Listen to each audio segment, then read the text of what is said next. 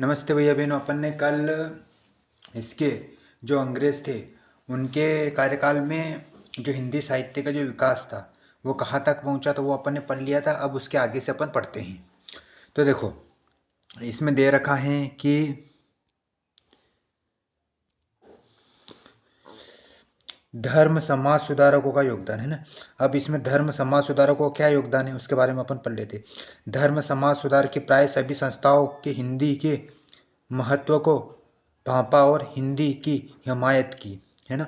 उन्होंने हिंदी के महत्व को भांपा यानी समझा और उसकी हिमायत ने उसकी तारीफ की। कैसे? ब्रह्म समाज 1828 ईस्वी के संस्थापक राजा राम मोहन राय ने कहा, इस समग्र देश की एकता के लिए हिंदी अनिवार्य रही, है ना। कब कहा था? ब्रह्म समाज के संस्थापक कौन है? राजा राम मोहन राय। कब? 1828 में कहा था कि इस समग्र देश की एकता के लिए हिंदी अनिवार्य है। ब्रह्म समाजी केशव चंद्र सेन ने 1875 ईस्वी में एक लेख लिखा, भारतीय एकता कैसे हो, जिसमें उन्होंने लिखा, उपाय सारे भारत में एक ही भाषा का व्यवहार। अभी जितनी भाषाएं भाषा में प्रचलित हैं, है ना। एक सेकंड, इसको मैं थोड़ा हाईलाइट कर लेता हूँ ताकि प्रचलित उनमें से हिंदी भाषा लगभग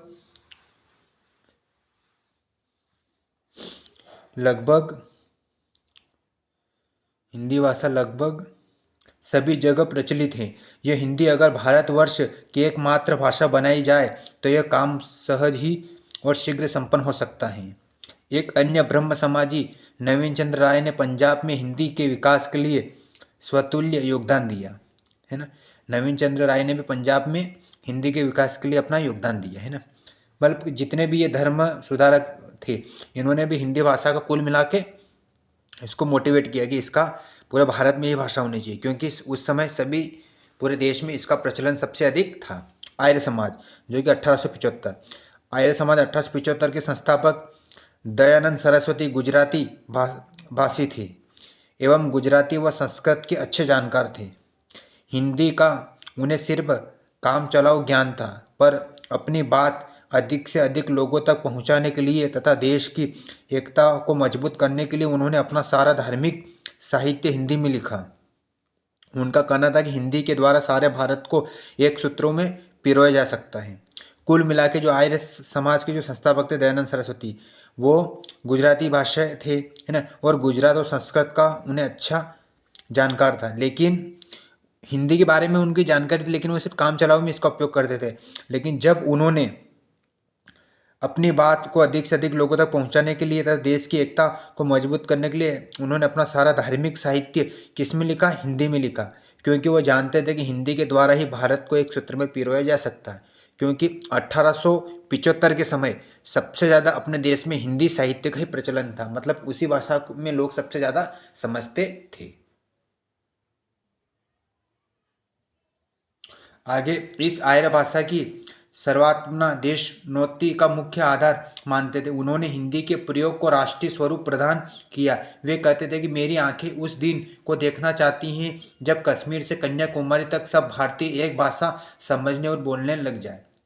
किसका था इसमें? आर्य समाज के जो थे संस्थापक, कौन? दयानंद सरस्वती। वो क्या चाहते थे कि मेरी आंखें उस दिन देखना चाहती है कि जब कश्मीर से कन्याकुमारी तक सब भारतीय एक भाषा समझने और बोलने लग जाए। यह उनका लक्ष्य था। अरविंद दर्शन के प्रेरणा अरविंद घोष की सलाह थी कि लोग अपनी अपनी मातृभाषा की रक्षा करते हुए सामान्य भाषा के रूप में हिंदी को ग्रहण करें। मतलब अरविंद दर्शन ने अरविंद घोष की सलाह थी कि लोग अपनी अपनी मातृभाषा की रक्षा करें, है ना। सब अपनी अपनी मातृभाषा की रक्षा करनी चाहिए, लेकिन सामान्य भाषा के रूप में हिंदी को ग्रहण करें। सामान्य भाषा यानी क्या? अपने कामकाज के लिए एवं क्योंकि उस समय सभी लोग एक दूसरे की यदि बात को यदि समझते थे तो वो सिर्फ हिंदी में समझते थे, है ना। इसलिए धर्म सुधारकों ने भी हिंदी का उस समय योगदान दिया, मतलब मोटिवेट किया। आगे, थियोसोफिकल सोसाइटी 1882 ईस्वी की संचालित एनी बेसेंट ने कहा था कि भारतवर्ष के भिन्न भिन्न भागों में जो अनेक देसी भाषाएं बोली जाती हैं उनमें से एक भाषा ऐसी है जिसमें शेष सब भाषाओं की अपेक्षा एक भारी विशेषता है, वह यह है कि उसका प्रचार सबसे अधिक है। वह भाषा हिंदी है। हिंदी जानने वाले आदमी संपूर्ण भारतवर्ष में यात्रा कर सकता है और उसे हर जगह हिंदी बोलने वाले मिल सकते हैं। भारत के सभी स्कूलों में हिंदी की शिक्षा अनिवार्य होनी चाहिए। ये किसका था? Theosophical society 1882। उस समय अंग्रेजों का राज था। वो भी चाहते थे कि यदि यहाँ पे यदि सबसे ज़्यादा लोग यदि समझते तो वो सिर्फ हिंदी को समझते, और विद्यालयों में भी इसका योगदान होना चाहिए। ये किसका मत था? अभी जो अपन ने पढ़ा उसका। ठीक है ना।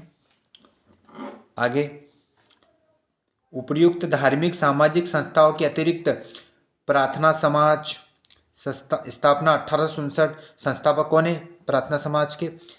आत्मारंग पांडुरंग। सनातन धर्म सभा स्थापना 1885 ईस्वी। संस्थापक पंडित दीनदयाल शर्मा।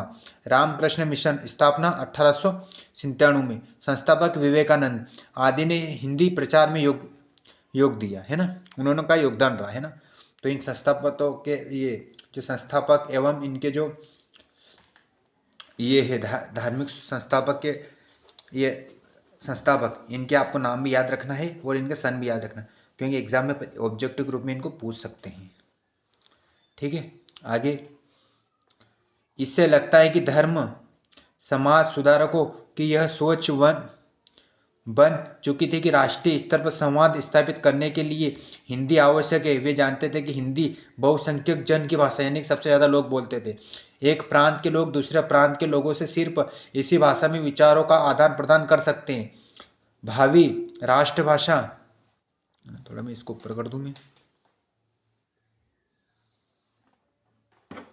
राष्ट्रभाषा के रूप में हिंदी को बढ़ाने का कार्य इन्हीं धर्म समाज सुधारकों ने किया। यानी हमारे देश में जो धर्म समाज सुधारक थे, जो संस्थापक जितनी भी धर्म संबंधित थी, उनके जितने भी संस्थापक, उन्होंने भी हिंदी को बढ़ावा दिया और कहा कि राष्ट्रभाषा के, क्योंकि जितनी भी लोगों की बोलचाल कामकाज के रूप में सब हिंदी का ही सबसे ज़्यादा उसमें प्रचलन था, जबकि अंग्रेजों ने भी कहा था। आगे, कांग्रेस के नेताओं का योगदान है ना। अब कांग्रेस के नेताओं का क्या योगदान रहा उसके बारे में अपन पढ़ लेते हैं, है ना। तो 1885 है ना, 1885 में कांग्रेस की स्थापना हुई। अब कांग्रेस की स्थापना कब हुई थी? 1885 में। जैसे जैसे कांग्रेस का राष्ट्रीय आंदोलन जोर पकड़ता गया, वैसे वैसे राष्ट्रीय झंडा एवं राष्ट्र ध्वज राष्ट्रभाषा के प्रति आग्रह बढ़ता गया। 1917 ईस्वी में लोकमान्य बाल गंगाधर तिलक ने कहा, यद्यपि मैं उन लोगों में से हूँ जो चाहते हैं कि जिनका विचार है हिंदी ही भारत की राष्ट्रभाषा हो सकती है। ये किसने कहा था? लोकमान्य बाल गंगाधर तिलक ने 1917 में। तिलक ने भारतवासियों से आग्रह किया कि हिंदी सीखे, और उन्होंने ये भी भारतवासियों से आग्रह किया था कि वो हिंदी सीखे, है ना। अब महात्मा गांधी ने क्या कहा उसके बारे में अपन पढ़ लेते हैं। तो देखो, महात्मा गांधी राष्ट्र के लिए राष्ट्रभाषा को नितांत आवश्यक मानते थे। उनका कहना था कि राष्ट्रभाषा के बिना राष्ट्र गूंगा है। गांधी जी हिंदी के प्रश्न को स्वराज का प्रश्न मानते थे। हिंदी का प्रश्न स्वराज का प्रश्न। उन्होंने हिंदी को राष्ट्रभाषा के रूप में सामने रखकर भाषा समस्या पर गंभीरता एवं से विचार किया। 1917 ईस्वी में फंडोस से आयोजित गुजरात शिक्षा परिषद के अधिवेशन में सभापति पद से भाषण देते हुए गांधी जी ने कहा, क्या कहा उसको अपन पढ़ लेते हैं, कि राष्ट्रभाषा के लिए 5 लक्षण या शर्तें होनी चाहिए। कौन कौन सी? अमलदारों, राज किसी अधिकारियों के लिए वह भाषा सरल होनी चाहिए, है ना। राष्ट्रभाषा के लिए 5 लक्षण एवं शर्तें होनी चाहिए। यह जरूरी है कि भारतवर्ष के बहुत से लोग उस भाषा को बोलते हो। उस भाषा के द्वारा भारतवर्ष का अपने धार्मिक, आर्थिक एवं राजनीतिक व्यवहार को हो सकना चाहिए, है ना। मतलब कुछ उन्होंने शर्त रखी थी, ये होनी चाहिए, लेकिन कौन कौन सी चीज़ें इसके अधीन होनी चाहिए। अगली शर्त क्या थी? राष्ट्र के लिए वह भाषा आसान होनी चाहिए। उस भाषा का विचार करते समय किसी क्षणिक या अल्पस्थायी स्थिर पर जोर नहीं देना चाहिए, है ना।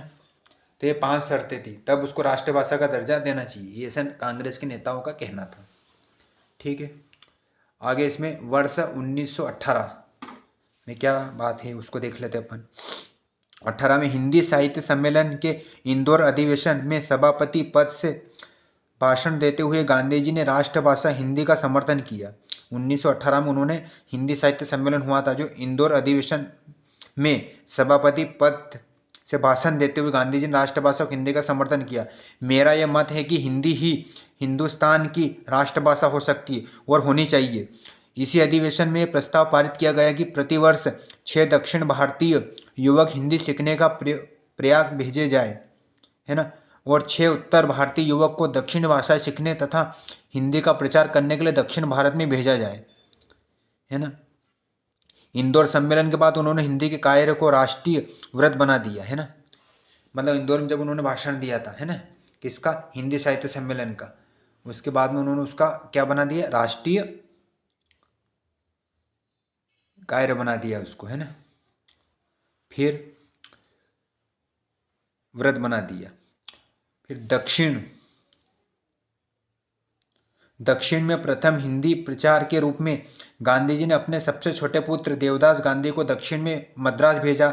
गांधी जी की प्रेरणा से मद्रास 1927 ईस्वी में, वर्धा 1936 ईस्वी में राष्ट्रभाषा प्रचार सभा स्थापित की गई। वर्ष 1925 ईस्वी में कांग्रेस के कानपुर अधिवेशन में गांधी जी की प्रेरणा से यह प्रस्ताव पारित हुआ कि कांग्रेस की महासमिति का और कार्यकारिणी समिति का कामकाज आमतौर पर हिंदी में चलाया जाएगा। इस प्रस्ताव में हिंदी आंदोलन को बड़ा बल मिला। ठीक है, आगे वर्ष 1927 में गांधी जी ने लिखा, वास्तव में ये अंग्रेजी में बोलने वाले नेता हैं जो आम जनता से हमारा काम जल्दी आगे बढ़ने नहीं देते। वे हिंदी सीखने से इनकार करते हैं, जबकि हिंदी द्रविड़ प्रदेश में भी 3 महीने के अंदर सीखी जा सकती है। वर्ष 1927 में राजा गोपालचारी ने दक्षिण वालों को हिंदी सीखने की सलाह दी और कहा, हिंदी भारत की राष्ट्रभाषा तो है ही, यही जनतंत्रात्मक भारत में राजभाषा भी होगी। ये किसने कहा था, राजा गोपालाचारी ने। आगे वर्ष 1928 में प्रस्तुत नेहरू रिपोर्ट में भाषा संबंधी सिफारिश में कहा गया कि देवनागरी अथवा फारसी में लिखी जाने वाली हिंदुस्तानी भारत की राजभाषा होगी, परंतु कुछ समय के लिए अंग्रेजी का उपयोग जारी रहेगा। सिवाय देवनागरी या फारसी की जगह देवनागरी तथा हिंदुस्तानी की जगह हिंदी में रख देने के अनंत स्वतंत्र भारत में संविधान में इसी मत को अपना लिया गया, है ना। ये नेहरू रिपोर्ट में भी उन्होंने कुछ ये लॉजिक बताए थे उस भाषा के, है ना, जिससे ताकि वो सभी देशवासियों को वो नियम समझ में आ सके। वर्ष 1929 में सुभाष चंद्र बोस ने कहा, प्रांतीय ईर्ष्या द्वेष से दूर करने के लिए जितनी सहायता इस हिंदी प्रचार से मिलेगी उतनी दूसरी किसी चीज़ से नहीं मिल सकती। अपने प्रांतीय भाषाओं की भरपूर उन्नति कीजिए, उसमें कोई बाधा नहीं डालना चाहता और न हम किसी की बाधा को सहन ही कर सकते हैं, पर सारे प्रांतों की सार्वजनिक भाषा का पद हिंदी या हिंदुस्तानी को ही मिला है ना। तो ये सुभाष चंद्र बोस ने भी कहा था, है ना, हिंदी के बारे में कि हिंदी ही सर्वोत्तम भाषा है। आगे वर्ष 1931 में गांधी जी ने लिखा, यदि स्वराज्य अंग्रेजी बड़े भारतवासियों का है तो केवल उनके लिए ही तो संपर्क भाषा अवश्य अंग्रेजी होगी। यदि वह करोड़ों भूखे लोग, करोड़ निरक्षण लोगों, निरक्षण स्त्रियों, सताए हुए अछूतों के लिए तो संपर्क भाषा केवल हिंदी हो सकती है। गांधी जी जनता की बात जनता की भाषा में करने के पक्षधर थे, है ना। मतलब गांधी जी ने भी कुल मिला के सहयोग किया था कि जो स्वराज्य अंग्रेजी पढ़े भारतवासियों का है और केवल उनके लिए तो संपर्क भाषा अवश्य अंग्रेजी होगी। यदि वह करोड़ों भूखे लोगों, करोड़ निरक्षण लोगों, निरक्षण स्त्रियों, सताए हुए अछूतों के लिए हैं तो संपर्क भाषा केवल हिंदी हो सकती है। गांधी जी जनता की बात जनता की भाषा में ही करना के पक्षधर में थे, है ना। वो यानी अंग्रेजी का विरोध नहीं करते थे, लेकिन उन्होंने कहा कि यदि अपन किसी दुख दर्द को सीखना है तो उसकी भाषा में अपन को समझनी पड़ेगी, और वो भाषा अपन कब समझ पाएंगे, जब अपने को आती होगी और वो विद्यालय के स्तर पे होगी, पाठ्यक्रम के रूप में, तो अपन उसको समझ पाएंगे। वर्ष 1936 ईस्वी में गांधी जी ने कहा, अगर हिंदुस्तान को सचमुच आगे बढ़ना है तो चाहे कोई माने या न माने राष्ट्रभाषा तो हिंदी ही बन सकती है, क्योंकि जो स्थान हिंदी को प्राप्त है वह किसी और भाषा को नहीं मिल सकता है। 1936 में भी गांधी जी ने अपने विचार रखे थे। आगे फिर 1937 में देश के कुछ राज्यों में कांग्रेस मंत्रिमंडल गठित हुआ। इस राज्यों में हिंदी की पढ़ाई को प्रोत्साहित करने का संकल्प लिया गया। जैसे जैसे स्वतंत्रता संग्राम तीव्रतर होता गया, वैसे वैसे हिंदी को राष्ट्रभाषा बनाने का आंदोलन जोर पकड़ता गया। 20वीं सदी के चौथे दशक तक हिंदी राष्ट्रभाषा के रूप में आम सहमति प्राप्त कर चुकी थी। वर्ष 1942 और 1945 का समय ऐसा था जब देश में स्वतंत्रता की लहर सबसे अधिक तीव्र थी। तब राष्ट्रभाषा में ओतप्रोत जितनी रचनाएं हिंदी में लिखी गई उतनी शायद किसी और भाषा में इतने व्यापक रूप में कभी नहीं लिखी गई।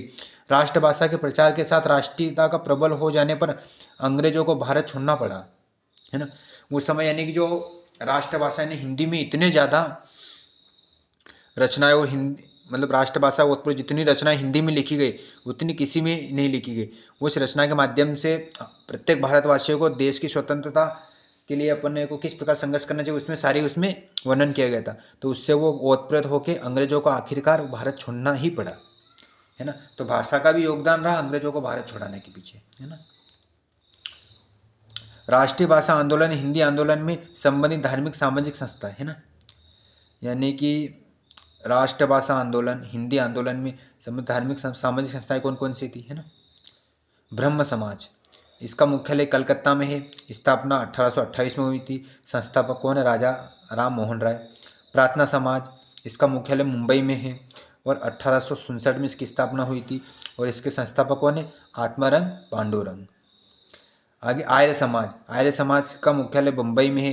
इसकी स्थापना 1875 ईस्वी में हुई थी और इसके संस्थापक दयानंद सरस्वती हैं। फिर थियोसोफिकल सोसाइटी, इसका मुख्यालय अडियार मद्रास में है और इसकी स्थापना 1882 में हुई थी और इसके संस्थापक कर्नल H.S. आलकॉट एवं मैडम ब्लवात्स्की हैं। ठीक है। आगे फिर इसके सनातन धर्म सब भारत धर्म महामंडल 1902 में, ये वाराणसी में इसका मुख्यालय है और 1895 में इसकी स्थापना हुई और इसके संस्थापकों ने पंडित दीनदयाल शर्मा। आगे रामकृष्ण मिशन, ये इसका मुख्यालय बेलूर है और इसकी स्थापना 1897 में हुई और इसके संस्थापकों ने विवेकानंद। रामकृष्ण मिशन है, स्वामी विवेकानंद थे इसके और इसकी स्थापना 1867 में हुई, है ना।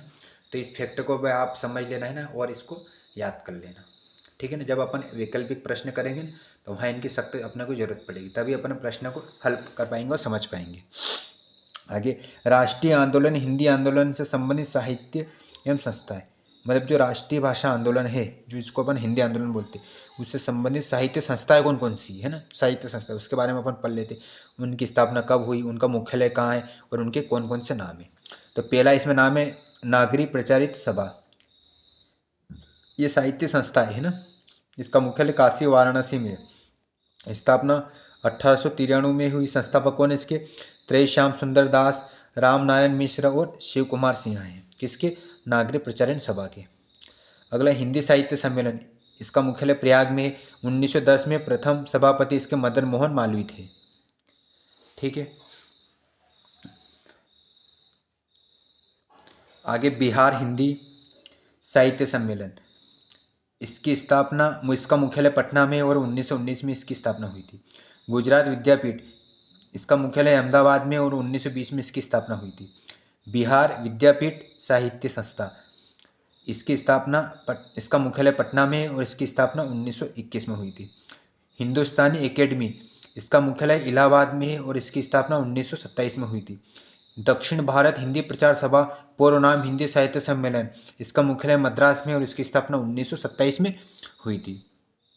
हिंदी विद्यापीठ, ये इसका मुख्यालय देवघर है और इसकी स्थापना 1929 में हुई थी। राष्ट्रभाषा प्रचार समिति, इसका मुख्यालय वर्धा में है और इसकी स्थापना 1936 में हुई थी।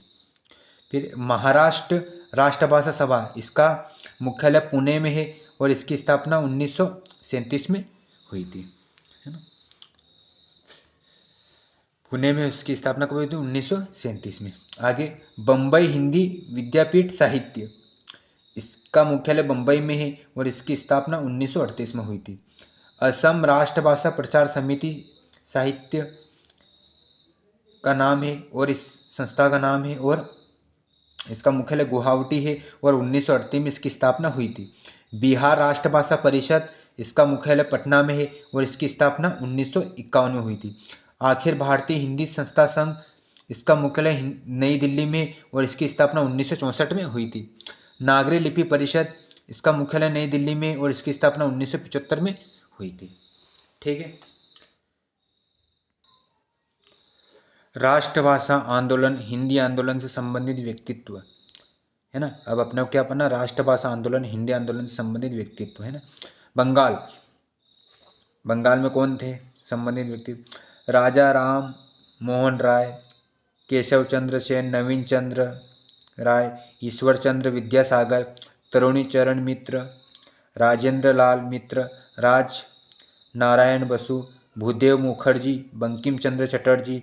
हिंदी भाषा की सहायता में भारतवर्ष के विभिन्न प्रदेशों के मध्य में जो एक बंधन संस्थापक करने में समर्थन होंगे वही सच्चे भारत बंधु पुकारे जाने योग्य हैं, है ना। तो राष्ट्रीय भाषा का जो आंदोलन हुआ था उसमें इतने बंगाल के इतने लोगों ने उसमें सहयोग किया था। सुभाष चंद्र बोस, अगर आज हिंदी भाषा मान ली गई तो वह इसलिए नहीं कि वह किसी प्रांत विशेष की भाषा है, बल्कि इसलिए कि वह अपनी सरलता, व्यापक तथा क्षमता के कारण सारे देश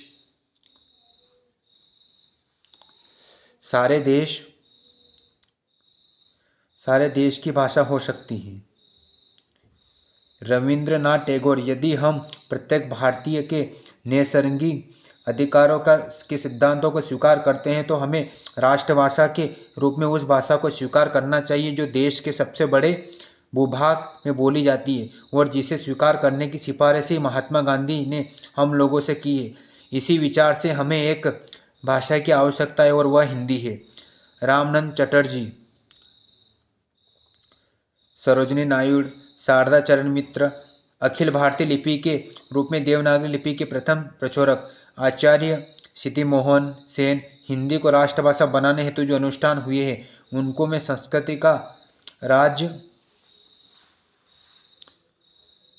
राजसूय यज्ञ समझता हूँ आदि। अब महाराष्ट्र बाल गंगाधर तिलक, यह आंदोलन उत्तर भारत में केवल एक सर्वमान्य लिपि के प्रचार के लिए नहीं है, यह तो उस आंदोलन का एक अंग है जिसे मैं राष्ट्रीय आंदोलन कहूँगा और जिसका उद्देश्य समस्त भारतवर्ष के लिए एक राष्ट्रीय भाषा की स्थापना करना है, क्योंकि सबके लिए समान भाषा राष्ट्रीय का महत्वपूर्ण अंग है। अतएव यदि हम किसी राष्ट्र के लोगों को एक दूसरे के निकट लाना चाहे तो सबके लिए समान भाषा से बढ़कर सशक्त अन्य कोई बल नहीं है। एनसी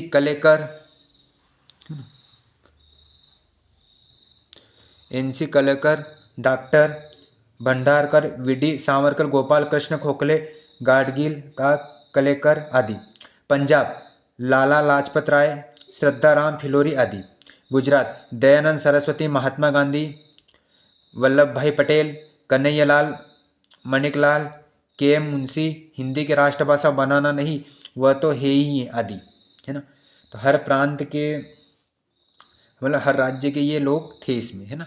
इसमें जहाँ आंदोलन हुआ था वहाँ के बारे में इसमें वर्णन किया गया है। ठीक है। फिर दक्षिण भारत में सी राजा गोपालचारी या टी विजय राघवाचार्य, हिंदुस्तानी की सभी जीवित और प्रचलित भाषाओं में से मुझे हिंदी ही राष्ट्रभाषा बनने के लिए सबसे अधिक योग्य दिख पड़ती है।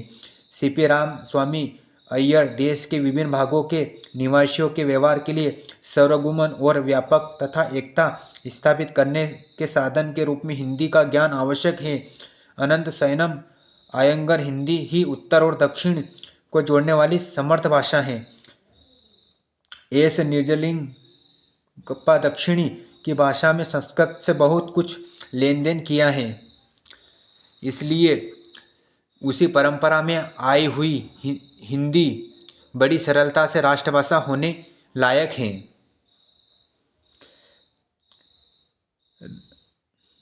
रंगनाथ रामचंद्र दिवाकर, जो राष्ट्रीय प्रेमी है उसे राष्ट्रभाषा प्रेमी होनी चाहिए। K D Bhayam, O R Venkataram Shastri एवं सुंदरैयर आदि। अन्य मदन मोहन मालवीय, पुरुषोत्तम दास टंडन, उपनाम हिंदी के प्रहरी कथन में हिंदी का ही हिंदी मेरी है, राजेंद्र प्रसाद सेठ, गोविंद दास आदि। ठीक है ना। ये वैज्ञानिकों के नाम है कुल मिलाकर। राष्ट्रीय आंदोलन में जो हिंदी का आंदोलन संबंधित व्यक्तित्व है ना, किस प्रांत में किस लोगों ने किस प्रकार से अपने हिंदी के बारे में अपने मत रखे, उसके बारे में इसमें वर्णन किया गया है। ठीक है ना, चलो आगे अपन बढ़ते। अब महात्मा गांधी की भाषा संबंधित विचार, इस पर अपन नज़र डाल लेते हैं। करोड़ों लोगों की अंग्रेजी ही शिक्षा देना उन्हें गुलामी में डालने जैसा है। मेकाले ने शिक्षा की जो बुनियादी डाली वह सचमुच गुलामी की बुनियादी थी। हिंदी स्वराज्य 1919 में उन्होंने अपने विचार रखे थे, है ना। अंग्रेजी का उन्होंने विरोध किया था। मानना पड़ेगा गांधी जी ने भी कुछ देश के लिए अच्छे कार्य किए हैं। अंग्रेजी भाषा हमारे राष्ट्र के पाँव में बड़ी बेड़ी बनकर पड़ी हुई है। भारतीय विद्यार्थियों को अंग्रेजी में मार्फल ज्ञान अर्जित करने पर कम से कम 6 वर्ष अधिक बर्बाद करने पड़ते हैं। यदि हमें एक विदेशी भाषा पर अधिकार पाने के लिए जीवन में अमूल्य वर्ष लगा देने पड़े तो फिर और क्या हो सकता है। 1914 में उन्होंने अपना विचार रखा था कि जब अपने को अंग्रेजी सीखने के लिए उसकी यानी कि ABCD सीखने के लिए अपने को 6 वर्ष तक समय देना पड़े तो फिर इससे दुर्भाग्य और अपने लिए क्या हो सकता है ना। ये किसने कहा था? गांधी जी ने। अपने विचार उन्होंने रखे थे, है ना। कब? 1914 में। ठीक है, आगे। जिस भाषा में तुलसीदास जैसे कवि ने कविता को ही वह अत्यंत पवित्र है और उसके सामने कोई भाषा ठहर नहीं सकती।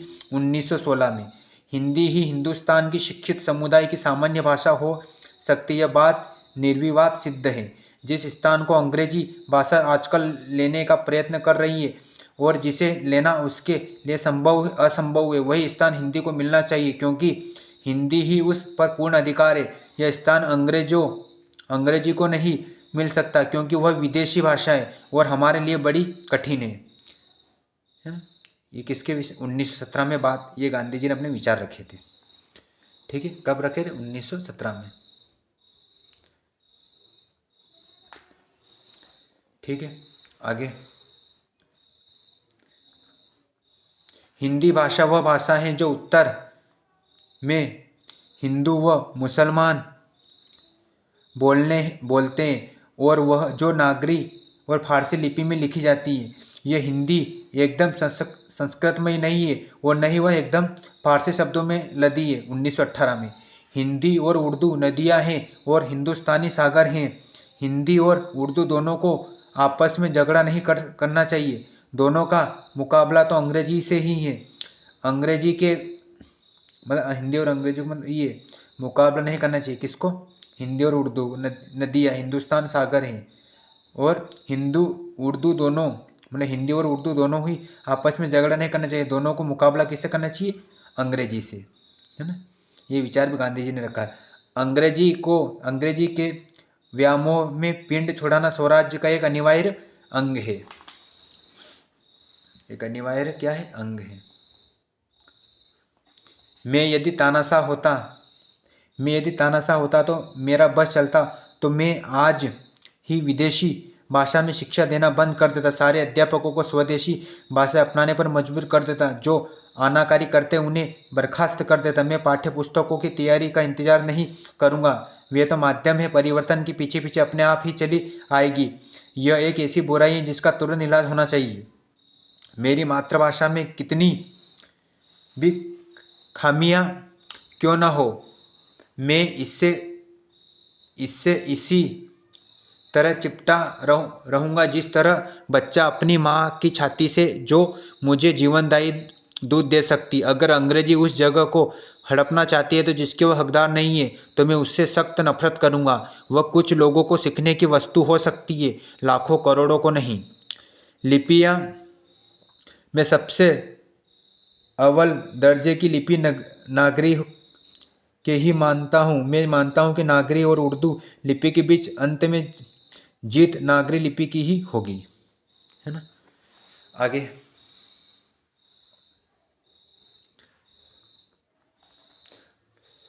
स्वतंत्रता के बाद हिंदी का राजभाषा के रूप में विकास, है ना। अब जब अपना देश 1947 में आज़ाद हुआ, उसके बाद में हिंदी का राजभाषा के विकास के रूप में किस तरीके से उसका रूपरेखा थी। राजभाषा, ऑफिशियल लैंग्वेज क्या है? राजभाषा का शाब्दिक अर्थ राजकाज की भाषा। जो भाषा देश में राजकीय कार्यों के लिए प्रयुक्त होती है वो राजभाषा कहलाती है। राजा और नवाबों के ज़माने में इसी दरबारी भाषा कहा जाता था। और राजभाषा को राजा महाराजा के शासनकाल में क्या कहा जाता था? दरबारी भाषा। राजभाषा सरकारी कामकाज चलाने की आवश्यकता की उपज होती है। और राजभाषा की आवश्यकता क्यों होती है? जब सरकारी जितने भी कार्य होते हैं वो सब इसी भाषा में होते हैं, है ना। स्वशासन आने के पश्चात राजभाषा की आवश्यकता होती है। प्राय राष्ट्रभाषा ही स्वशासन आने के पश्चात राजभाषा बन जाती है। राष्ट्रभाषा क्या बन जाती है? राजभाषा बन जाती है स्वशासन आने के बाद। भारत में ही राष्ट्रभाषा हिंदी को राजभाषा का दर्जा प्राप्त हुआ। भारत में राष्ट्रभाषा हिंदी को ही राजभाषा का दर्जा प्राप्त हुआ। क्यों? क्योंकि हमारे देश में सबसे ज़्यादा हिंदी ही बोली जाती थी, इसलिए। राजभाषा एक संवैधानिक शब्द है। हिंदी को 14 सितंबर 1949 को संवैधानिक रूप से राजभाषा घोषित किया गया था। हिंदी को राजभाषा संवैधानिक रूप से कब घोषित किया गया था? 14 सितंबर 1949 को। इसलिए प्रत्येक वर्ष 14 सितंबर को हिंदी दिवस के रूप में मनाया जाता है। और प्रत्येक वर्ष 14 सितंबर को हिंदी दिवस के रूप में मनाया जाता है। क्यों मनाया जाता है? क्योंकि इसको 14 सितंबर 1949 को संवैधानिक रूप से राजभाषा इसको घोषित कर दिया गया था। राजभाषा देश को अपने प्रशासनिक लक्ष्यों के द्वारा राजनीतिक आर्थिक इकाइयों में जोड़ने का काम करती है। अर्थात राजभाषा की प्राथमिक शर्त राजनीतिक प्रशासनिक एकता कायम रखना है। इसका प्रथम मतलब इसका लक्ष्य क्या है कि राजभाषा का प्राथमिक शर्त है राजनीतिक एवं प्रशासन एकता कायम रखना, है ना। दोनों एक दूसरे के विचारों को समझ सके, ठीक है। राजभाषा का प्रयोग क्षेत्र सीमित होता है तथा वर्तमान समय में भारत सरकार के कार्यालयों में कुछ राज्यों हिंदी क्षेत्र में राज्यों में राजकाम काज हिंदी में होता है। अन्य राज्य सरकारें अपने अपने भाषा में कार्य करती है। हिंदी में नहीं, महाराष्ट्र मराठी में, पंजाब पंजाबी में, गुजरात गुजराती में आदि। मतलब राजभाषा का प्रयोग क्षेत्र सीमित होता है तथा वर्तमान समय में भारत सरकार के कार्यालय में कुछ राज्यों हिंदी क्षेत्र के राज्यों में राज काम हिंदी में होता है। अन्य राज्य सरकारें अपने अपनी भाषा में कार्य करती है। हिंदी में नहीं, महाराष्ट्र में मराठी में, पंजाब में पंजाबी, गुजरात में गुजराती भाषा में कार्य होता है। यानी कुछ राज्य ऐसे जो अपने राज्य भाषा है वो उनकी अपनी मातृभाषा में वो राज का कार्य करते हैं।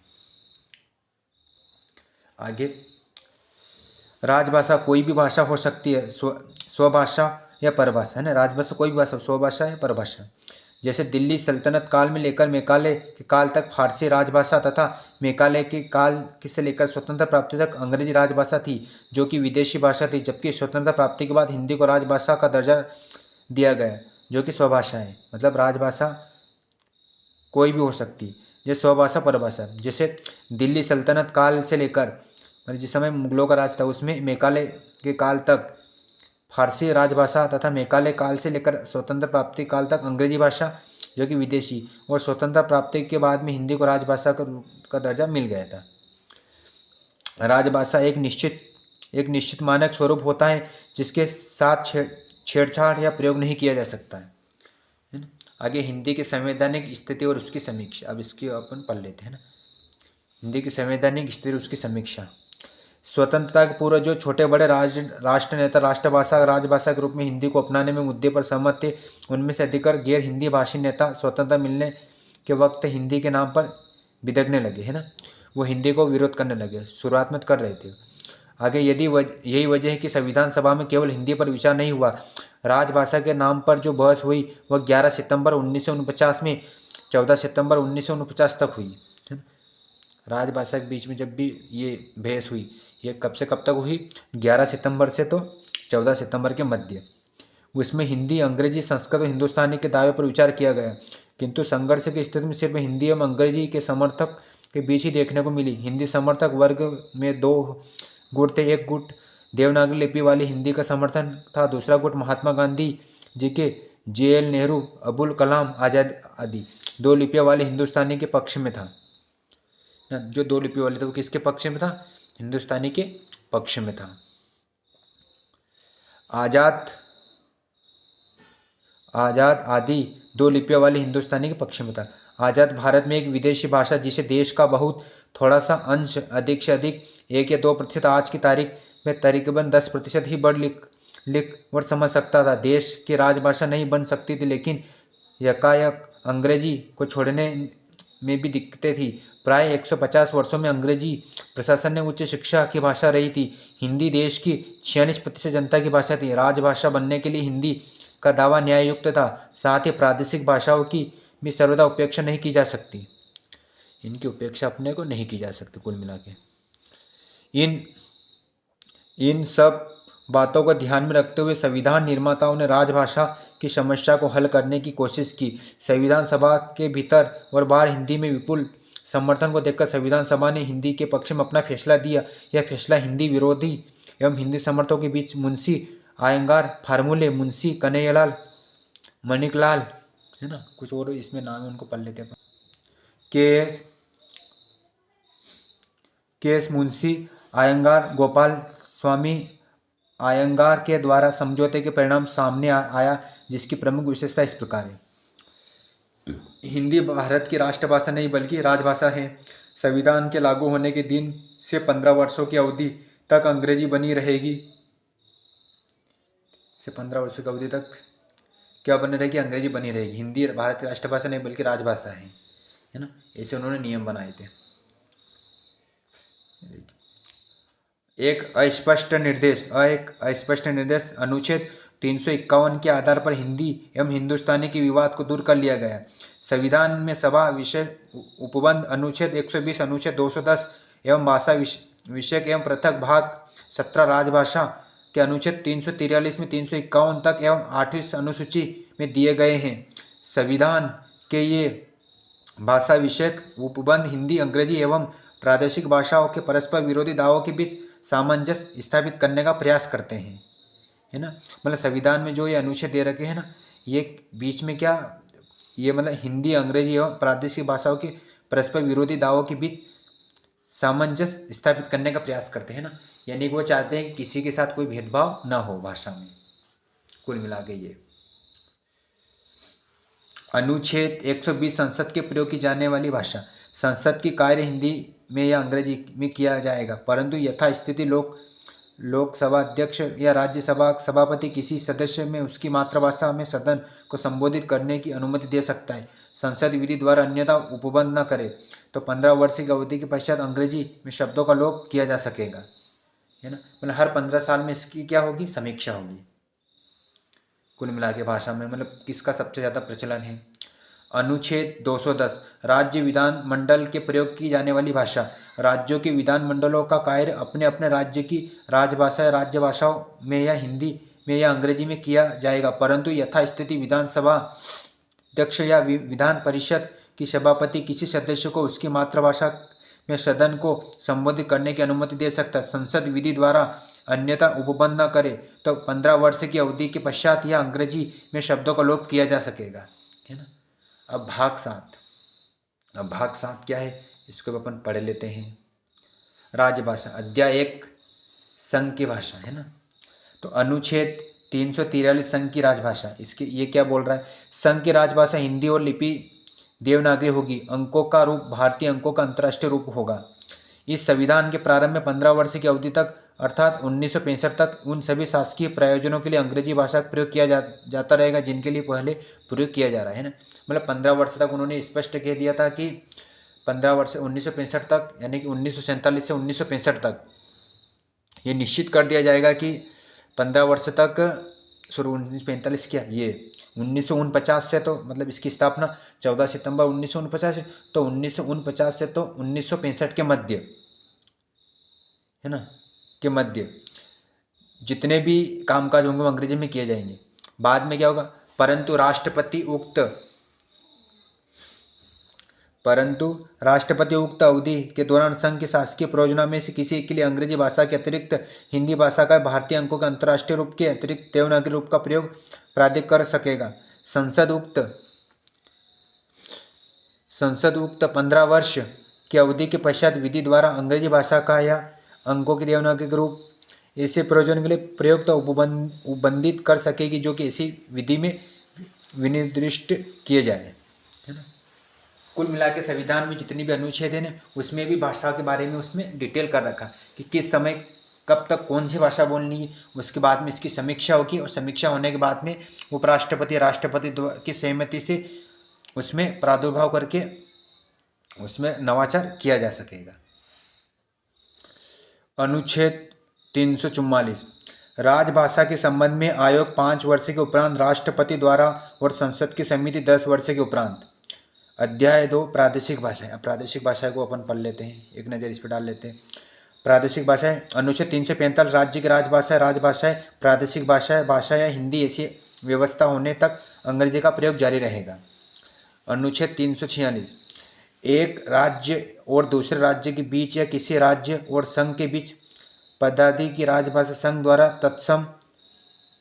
तत्मय प्राधिकृत भाषा आपसी करार होने पर दो राज्यों के बीच हिंदी। अनुच्छेद 347 है ना। अब अनुच्छेद 347 क्या बोलता है उसको पे अपन एक नज़र डाल लेते हैं। तो अनुच्छेद 347 किसी राज्य की जनसंख्या के किसी अनुभाग द्वारा बोली जाने वाली भाषा के संबंध में विशेष उपबंध। अध्याय 3 एससी एचसी आदि की भाषा। अनुच्छेद 348 एससी और एचसी में और संसद व राज्य विधानमंडल में विधेयक अधिनियमों आदि के लिए प्रयोग की जाने वाली भाषा उपबंध होने तक अंग्रेजी जारी। अनुच्छेद 349 भाषा में संबंधित कुछ विधियां अधिनियमित करने के लिए विशेष प्रक्रिया राजभाषा संबंधित कोई भी विधेयक राष्ट्रपति की पूर्व मंजूरी के बिना पेश नहीं किया जा सकता और राष्ट्रपति के आयोग की सिफारिश पर ही विचार करने के बाद ही मंजूरी दे सकेगा। ठीक है ना। मतलब यदि किसी भी भाषा में यदि कोई देखो संसद और राज्य विधानमंडल में विधेयक अधिनियम आदि के लिए प्रयोग की जाने वाली भाषा उपबंध तक होने तक अंग्रेजी जारी रहेगी। अनुच्छेद 349 क्या कहता है भाषा में संबंधित कुछ विधियां अधिनियम करने के लिए विशेष प्रक्रिया राजभाषा संबंधित कोई भी विधेयक राष्ट्रपति की पूर्व मंजूरी के बिना पेश नहीं किया जा सकता है ना। जब तक राष्ट्रपति की मंजूरी नहीं होगी तब तक आप किसी भी भाषा में उसके बारे में विधेयक प्रस्तुत नहीं कर सकते। आगे अध्याय 4 विशेष निर्देश है ना। तो अनुच्छेद 350 व्यथा के निवारण के लिए अभ्यावेदन में प्रयोग की जाने वाली भाषा किसी भी भाषा में भाषाई अल्पसंख्यक वर्गों के लिए प्राथमिक स्तर पर मातृभाषा में शिक्षा की सुविधा। भाषाई अल्पसंख्यक वर्गों के लिए विशेष अधिकारियों की नियुक्ति राष्ट्रपति द्वारा है ना। मतलब जो अल्पसंख्यक है वो अपनी मातृभाषा में शिक्षा प्राप्त कर सकते हैं, सुविधा है संविधान 350 के अंतर्गत। अनुच्छेद भाषाई अल्पसंख्यक वर्गों के लिए विशेष अधिकारियों की नियुक्ति राष्ट्रपति द्वारा हो सकती है। आगे अनुच्छेद 351 हिंदी के विकास के लिए निर्देश। संघ का यह कर्तव्य होगा कि वह हिंदी भाषा का प्रसार बढ़ाए, उसका विकास करे, जिसमें वह भारत की सामाजिक संस्कृति के सभी तत्वों की अभिव्यक्ति का माध्यम बन सके और उसकी प्रकृति में हस्तक्षेप किए बिना हिंदुस्तानी में और 8वीं अनुसूची में विनिर्दिष्ट भाषा भारत की अन्य भाषाओं में प्रयुक्त रूप शैली और पदावली को आत्मसात करते हुए जहाँ आवश्यक वांछनीय हो वहाँ उसके शब्द भंडार के मुख्यतः संस्कृत से और गौणक अन्य भाषाओं के शब्द ग्रहण करते हुए उसकी समृद्धि सुनिश्चित करे। 8वीं अनुसूची। अब 8वीं अनुसूची क्या कहती है भाषाएं। 8वीं अनुसूची में संविधान द्वारा मान्यता प्राप्त 22 प्रादेशिक भाषाओं का उल्लेख है। 1950 ईस्वी में जब संविधान लागू हुआ था तब 8वीं अनुसूची में 14 भाषाएं थी जो आज बढ़कर 22 हो गई। इस अनुसूची में आरंभ में 14 भाषाएं थी। एक नंबर असमिया, नंबर 2 बांग्ला, 3 गुजराती, हिंदी, कन्नड़, कश्मीरी, मलयालम, मराठी, उड़िया, पंजाबी, संस्कृत, तमिल, तेलुगु, उर्दू थी। बाद में सिंधी को 21वीं संशोधन 1967 के तत्पश्चात कोंकणी, मणिपुरी, नेपाली को और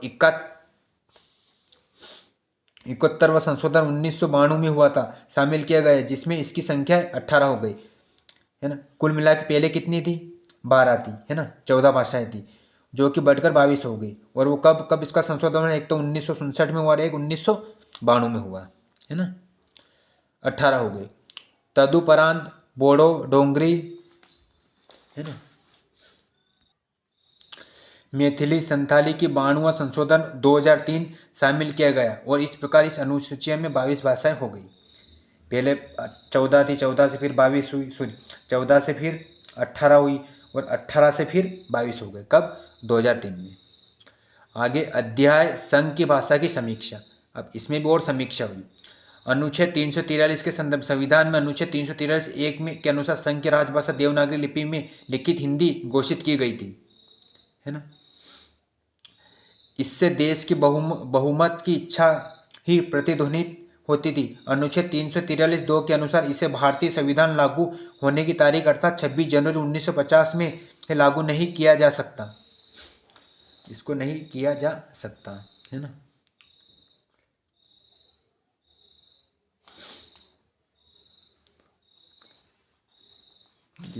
इसे लागू करने के लिए संविधान लागू होने के 15 वर्ष बाद की अवधि रखी गई थी, है ना। मतलब डायरेक्ट किसी भी भाषा को अपन लागू नहीं कर सकते। परंतु फिर अनुच्छेद 343(3) के द्वारा सरकार ने शक्ति प्राप्त कर ली कि वह इस 15 वर्ष की अवधि के बाद भी अंग्रेजी का प्रयोग जारी रख सकती है।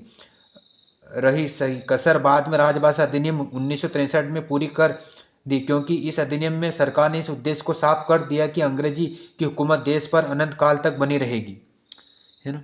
मतलब उन्होंने अंग्रेजों का समर्थन किया कुल मिला के सरकार ने, है ना। फिर इस प्रकार संविधान में की गई व्यवस्था 343(1) हिंदी के लिए वरदान थी, परंतु 343(2) एवं 343(3) की व्यवस्था में इस वरदान को अभिशाप में बदल दिया। वस्तुत्व संविधान के निर्माण काल में संविधान निर्माताओं ने जनसाधारण की भावनाओं के प्रतिकूल व्यवस्था करने का साहस नहीं था, इसलिए 343(1) की व्यवस्था की गई, परंतु अंग्रेजी क्षेत्र का वर्चस्व बनाए रखने के लिए 343(2) एवं 343(3) में उसे प्रभावहीन कर देश पर मानसिक गुलामी लाद दी गई। मतलब वापस अंग्रेजी को वर्चस्व बनाए रखने के लिए उन्होंने वापस 343(2) और 343(3) में उसे प्रभावहीन कर देश की मानसिक गुलामी लाद दी। वापस उन्होंने संशोधन किया और यही कही उन्होंने क्रम वापस कर दिया कुल मिला के।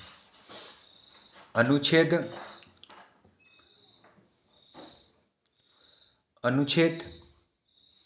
343 के संदर्भ में अनुच्छेद 343 के अधीन प्रथम राजभाषा आयोग बीजी खेर आयोग का 1955 में तथा संसदीय राजभाषा समिति जीबी पंत समिति का 1957 में गठन हुआ, जहां खेर आयोग ने हिंदी को एकांतिक व सर्वश्रेष्ठ स्थिति में पहुंचाने पर जोर दिया गया, वहां पंत समिति ने हिंदी को प्रधान राजभाषा बनाने पर जोर दिया गया, लेकिन अंग्रेजी को हटाने की बजाय उसे सहायक राजभाषा बनाए रखने की वकालत की।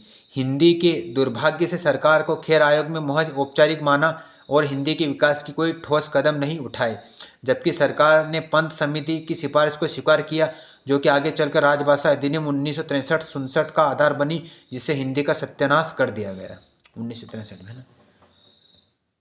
समग्र तो देखते स्वतंत्र संग्राम काल में हिंदी देश में राष्ट्रीय चेतना का प्रतीक थी, अतएव राष्ट्रभाषा बनी रही और राजभाषा अधिनियम 1963 के बाद यह केवल संपर्क भाषा होकर ही रह गई, है ना। इसके आगे अपन कल बढ़ेंगे, तब तक के लिए आपको धन्यवाद।